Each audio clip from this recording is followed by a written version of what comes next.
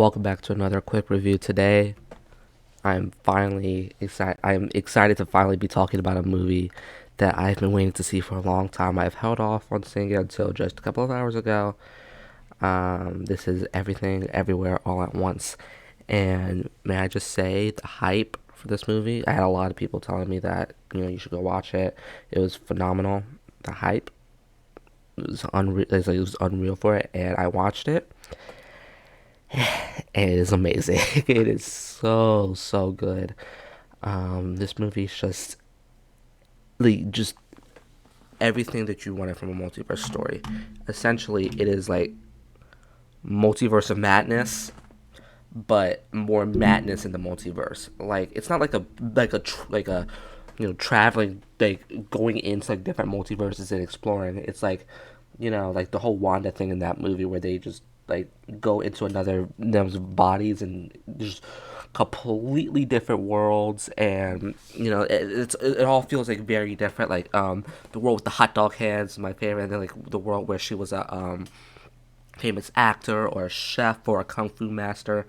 It was even the other ones that were just briefly shown, like the animated one, the anime one, was it just felt very creative. This overall just felt like a very creative movie. It was weird. It was so weird. This is such a weird movie, but the deep down is very creative as well as very emotional because it really does explore the psychology of Evelyn and her relationship with her daughter and her family, but especially her daughter, and how essentially she caused this entire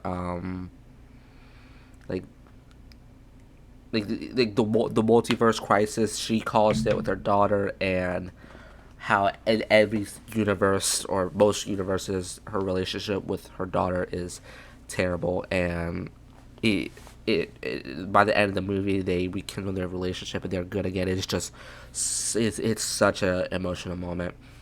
Now let's talk about the weird for a moment.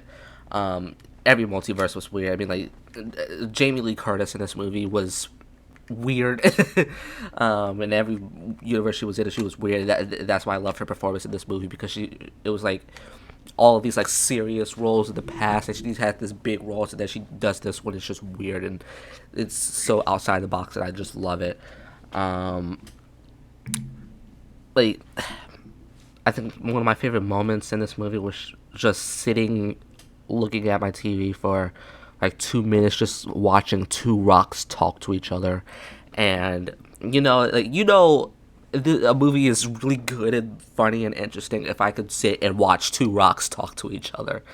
Yeah, and then like even some of like the nods that you see. So I like one of the scenes where Evelyn is traveling like into another body, to a multiverse, and there's a whole bunch of like people, and she's like going in and out of buildings, like when she's traveling, and like everything's flashing behind her.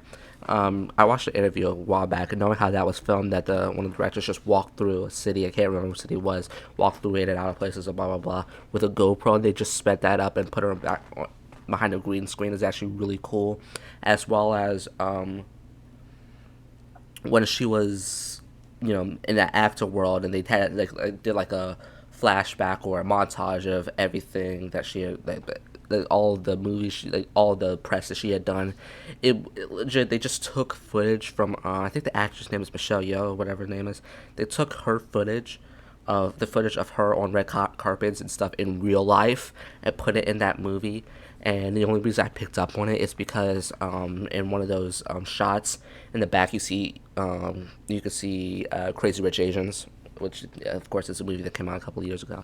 But I thought that was really cool. I just thought that this was a creative and weird movie overall, and I loved every second of it. The fight with her and the character that Jay Slate plays, with the dog, and the dog just being thrown around everywhere. It was hilarious. It was mind boggling that they came up with that idea, but it was hilarious. Yeah, this is one of my favorite movies of this year so far. If I had to rank them, it would be number three, because number two would be Top Gun Maverick, because it's just quite possibly one of the best sequels ever made. It's like really good. And then The Batman is number one, because it's the Batman movie I've always wanted to see. But this movie is just proof that we could be very creative and do new things with a concept that's been done multiple times before. And I love it. I cannot stop saying good things about this movie. This movie was just amazing, and everybody should go watch it. Yeah, see ya.